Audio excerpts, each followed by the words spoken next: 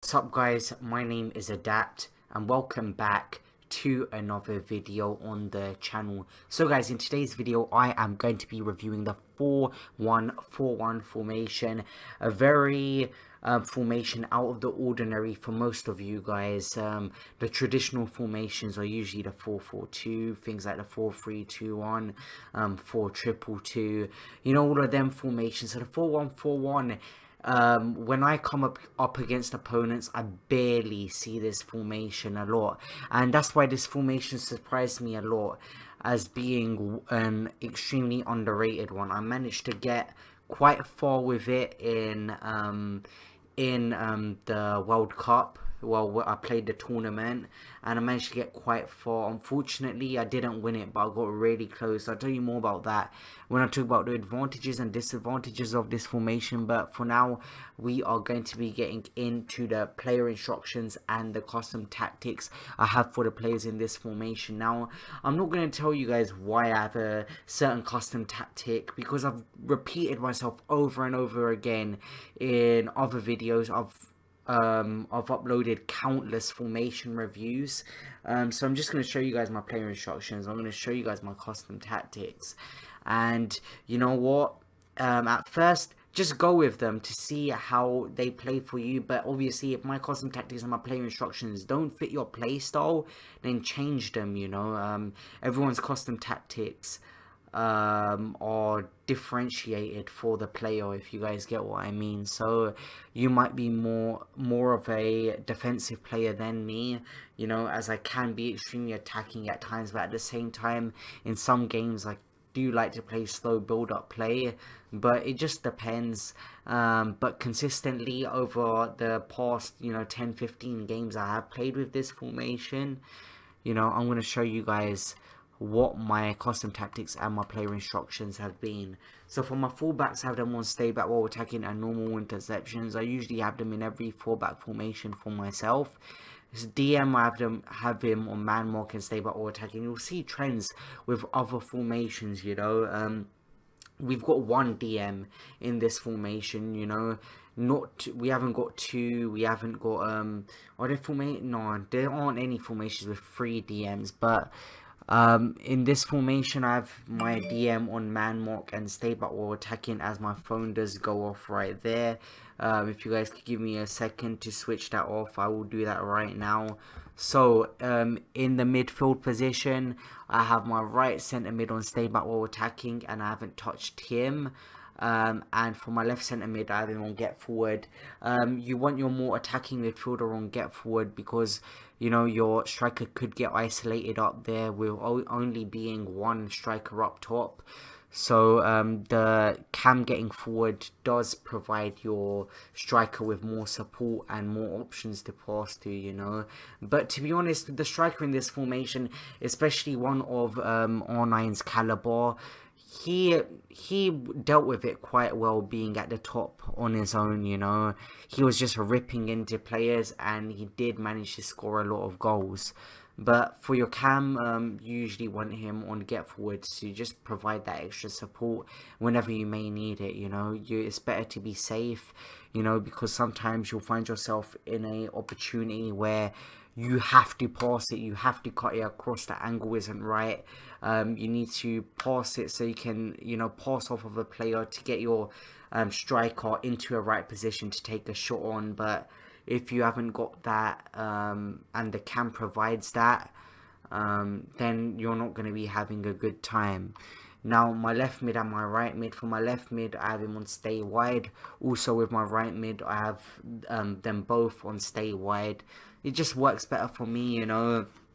I feel it's better that the wingers stick to where they're meant to be, which is down the sides of the pitch. They're meant to be just burning left backs and right backs, and they're meant to be, you know, causing trouble from the sides of the pitch. And that's why I have them on stay wide. I don't want to get them in the middle of the pitch, interrupting with the space my midfielders are currently occupying, you know. And for my striker, I have him on getting behind, and for defensive pressing, I always have them on press back line, simply because they put more pressure on more position and makes them rush to play more. Now, for my custom tactics, I have my speed on 80, you know, it surprised me. I played around with the custom tactics for a bit on this formation, but I settled at 80 and it did work quite well for me. Passing I have 70, and positioning I've organized. I usually always have my passing lower than my speed, otherwise, you know, I've never tried having my speed high, my passing higher than my speed, you know. I could try that as an experiment for myself and see how that turns out. Maybe it adds a different playing style to my team, but in chance creation, I have 70 passing, 50 crossing, and 65 shooting. Also, I have that one organized, you know. I don't try freeform a lot these days, but I just prefer to have my team more organized, because I am one of them players who likes my player to, I expect my player to always be in the right position. I don't like them to get out of position, otherwise, you know, in some situations I'm just like, where's the player that should be there? Like, where is he in this situation? And sometimes he turns out to be on the other side of the pitch to where I want him to be. Now for my defense, I have 60 pressure up, 55 aggression, and 50 team whip, so I didn't tamper with that too much. And my defender line I have on cover. So those are my player instructions and my custom tactics, and now I am going to get into the getting into the pros and cons of this formation and the gameplay. This, like, just talking about this formation, it surprised me the most. This formation has surprised me the most this FIFA, as when I was using it, I was just like, why don't more people use this formation, you know? And I think people are just afraid to step outside of their comfort zone. But I think if you're a good attacking player and you're well balanced and well organized on the pitch and you're disciplined in the way you play FIFA, this formation will work very well for you. And other people not using it can work to your advantage, because when you've got opponents constantly using 4-3-2-1, 4-4-2s, what other form, 4-1-2-1-2 bracket 2s, and formations like that, you know, you get accustomed to, okay, this is the formation I'm playing against, and this is how I am going to counteract that this formation. But the 4-1-4-1 is so uncommon that your opponent, sometimes most of your opponents, simply just don't know what to do. They don't know how the formation plays. It's different. We've got one DM and 2 centre mids, which provides a great defensive cover, you know. One centre mid pushes back with your DM, and then you've got a back 4. So this formation is great defensively and offensively, you know. Some people may say, look, you've only got one striker up top, isn't he going to get isolated? But with your some of your midfielders, your left mid and your right mid, making supporting runs, I never found out R9, my striker in this formation, was isolated.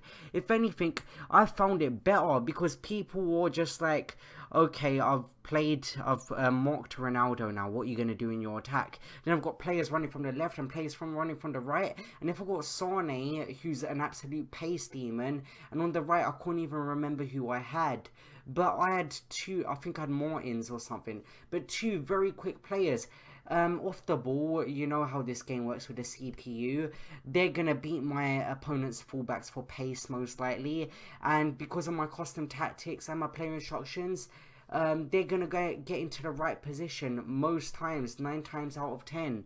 And look, Ronaldo's being played in yet again, of one through ball, and he's managed to dink it over the keeper right there in that amazing clip.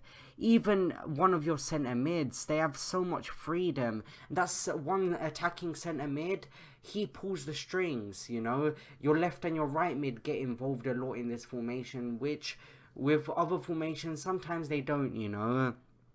Sometimes they won't get as aggressive as in this formation, but I just think that this formation is one of my favourites this year. Now, also other stuff I'd like to say, you know, I've got stuff bullet pointed here. You know, like loads of people, even I'm looking on forums and stuff, nobody really uses the 4-1-4-1. and it's just so unique. It's very good for controlling the game, you know. There's like, you can counter attack in this formation as well, you know.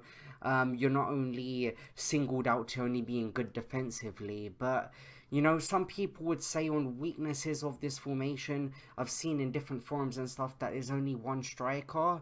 But that works. Well, it doesn't matter in this formation because your left mid and your right mid act as left forwards and right forwards. The gameplay's coming to an end now, so for this formation, I will give it I'd say a 9 out of 10, you know. This is one of my favourite formations so far in FIFA, and it's got a huge surprise factor for me. I wasn't expecting this to be too great, but I'm going to give it a 9 out of 10. So if you guys enjoyed this video, make sure you smash the like button, subscribe to the channel. I'll see you guys in the next video. See you guys later.